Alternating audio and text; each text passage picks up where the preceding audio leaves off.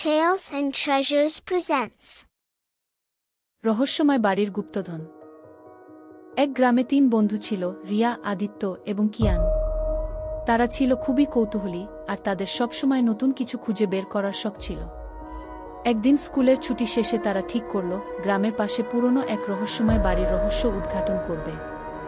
সবাই বলতো সেই বাড়ি ভুতুড়ে, আর রাতে সেখানে কেউ গেলে ফিরে আসে না। ৩ বন্ধু ঠিক করলো সন্ধ্যায় তারা সেই বাড়িতে যাবে। বিকেল গড়িয়ে সন্ধ্যা নামল আর ৩ জন ফ্ল্যাশলাইট নিয়ে রওনা হলো সেই পুরনো বাড়ির দিকে। চারদিকে গা ছমছম করা অন্ধকার, হালকা বাতাসে গাছের পাতাগুলো মৃদু নড়ছে, যেন কিছু একটা তাদের দিকে নজর রাখছে। বাড়ির দরজা খোলা, তবে ভেতরটা অন্ধকারে ডুবে আছে। রিয়া সামনে এগিয়ে গিয়ে ফ্ল্যাশলাইট জ্বালাল। বাড়ির ভেতরে ধুলো জমে আছে, আর দেওয়ালের উপর ছায়াগুলো কেমন যেন অদ্ভুতভাবে নড়ছে। তারা ৩ জন ধীরে ধীরে ভেতরে ঢুকল। হঠাৎ করে একটা শব্দ হলো, কিসের যেন একটা।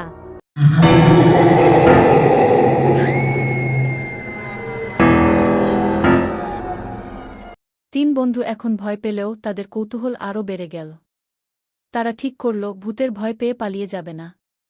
তারা বইয়ের নির্দেশনা অনুযায়ী বাড়ির নিচতলায় চলে গেল।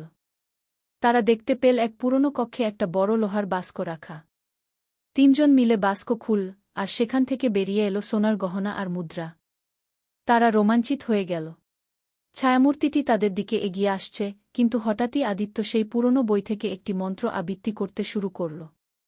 মন্ত্রটি পড়ার সঙ্গে সঙ্গেই ছায়ামূর্তিটি থেমে গেল আর ধীরে ধীরে অদৃশ্য হয়ে গেল। রিয়া, আদিত্য আর কিয়ান অবাক হয়ে গেল। ৩ বন্ধু দ্রুত সেখান থেকে পালিয়ে এল, তাদের হাতে সেই গুপ্তধন। তারা বুঝতে পারল সাহস এবং বুদ্ধি থাকলে যে কোনো রহস্যই উদ্ঘাটন করা সম্ভব। তারপর থেকে তারা আরও বেশি রহস্য সমাধানের উদ্দেশ্যে বেরিয়ে পড়ল, আর প্রতিবারই নতুন নতুন রোমাঞ্চের সাক্ষী হল। আর সেই পুরনো ভুতুরে বাড়ি, সে বাড়ি এখন কেবলই একটা পুরনো স্মৃতি। তবে গ্রামের সবাই জানে রিয়া, আদিত্য আর কিয়ান কখনো ভয় পায় না, ওরা সবসময় রহস্যের দিকে ছুটে চলে।